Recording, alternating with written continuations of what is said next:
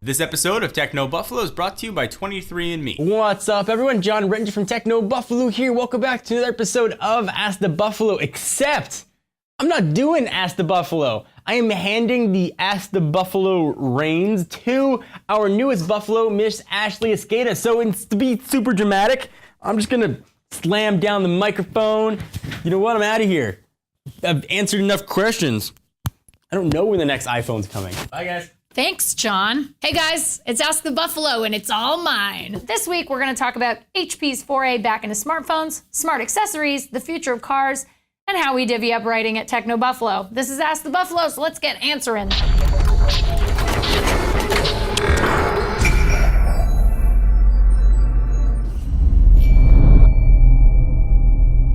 Our first question is from Techno Buffalo commenter Banned from Japan, who asks, "Hey John," not John, "do you think HP will have a chance in the OS wars if they truly are coming back in the game?" Well, that is an interesting question because I have a lot of latent rage at HP for killing my beloved WebOS. I loved the Palm Pre. I stood in line when it came out at a Best Buy. I was fourth in line. I think that HP is going to have a very difficult time with a couple of different things. Number one, mindshare. Not a lot of people are saying, gosh, I wish HP would make a phone. They're pretty happy with their HTC Ones, their Galaxy S4s, and their Apple iPhone 5s, and their Nokia Lumias. So I don't know that there's a lot of demand.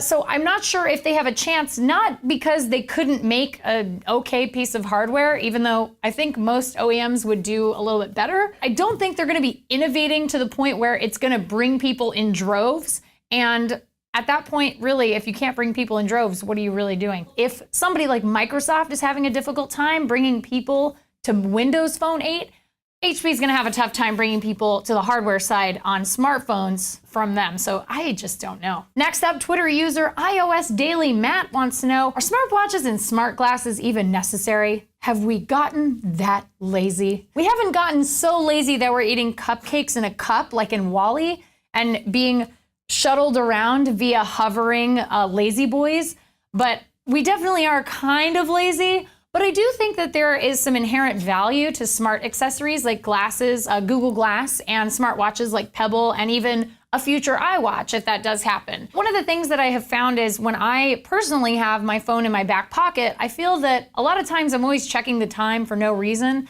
And I don't know, I think it's sort of like a weird compulsion that we have kind of developed after the smartphone craze. Maybe even before then, maybe you checked your candy bar Nokia back in the late 90s. I think that smart accessories are just a natural evolution of what we're using. And I think that in the future, we're gonna have even crazier technology. So potentially smart glasses may turn into smart contacts. We've seen these contact lenses that enable you to have sort of a telescopic eye, which is a little creepy, but kind of amazing in the sense that I am certain we will be killed by robots at some point. So maybe things like this will give us a fighting chance. And things like smart glasses and watches, to me, are the first step towards even cooler human modifications that we're going to be able to make in the future. So I don't know that it's about laziness. I think some people buy them because they are in fact lazy. But generally speaking, I think it's just sort of footsteps going forward. That's how technology works. Kind of awesome. I love it. Twitter user OscarV831 wanted our opinion on this question. What is your opinion with the future of cars? Best of all, which energy source to use considering global warming? Well, I think climate change is something that a lot of people are very concerned about. Obviously, we have so many different vehicle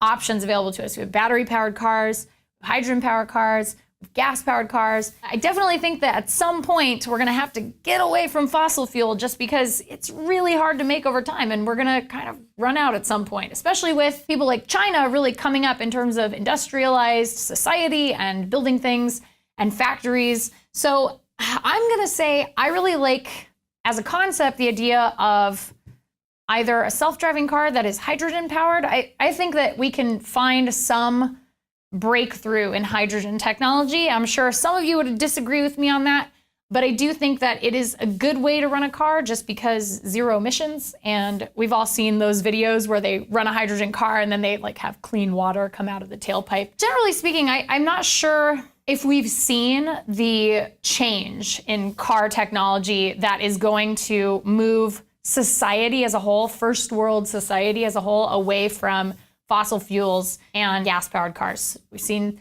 some really amazing battery technology starting to kind of come up. It's going to take a little longer, but overall, I think we are on the right track. But better battery technology, number one. Better use of hydrogen technology, number two. I think those are the really big, important things to focus on. And lastly, Techno Buffalo commenter, the courageous Carlos, asks, hey there, my question is, how do writers for Techno Buffalo divide the news to write articles about?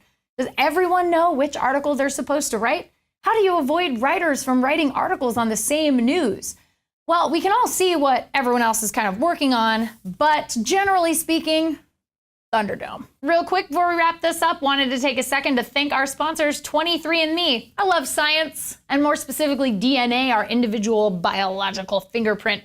So back in 2007, 23andMe released their personal genome service. It cost $1,000, which is pretty pricey for a lot of us out there. And they only offered 14 reports on your DNA.